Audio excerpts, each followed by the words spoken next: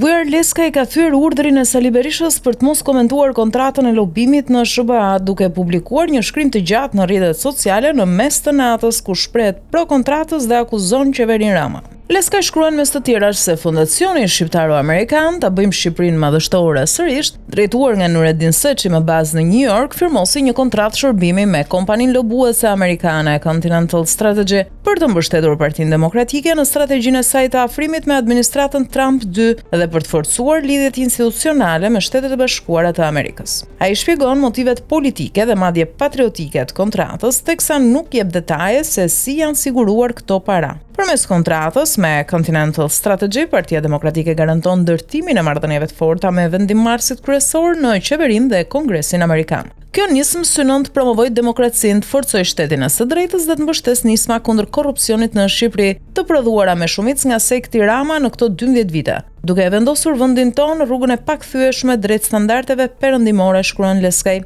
Madje ai shton edhe se në zbatimin e kësaj kontrate janë përfshirë figura me peshë nga administrata Trump si Carlo Trujillo, Alex Garcia dhe Alberto Martinez. Por për Leskaj ky është një angazhim dhe se tregon faktin e izolimit të Ramës nga partnerët strategjik. Ky angazhim i nivelit të lartë garanton që kauza demokratike shqiptare të përfaqësohet me seriozitet dhe profesionalizëm pranë institucioneve më të rëndësishme në Washington. Në të njëjtën kohë, kontrata thekson izolimin e Edi Ramës nga partnerët strategjik amerikan, duke shënuar një ndryshim të qartë në qasjen e Washingtonit ndaj realitetit politik në Shqipëri.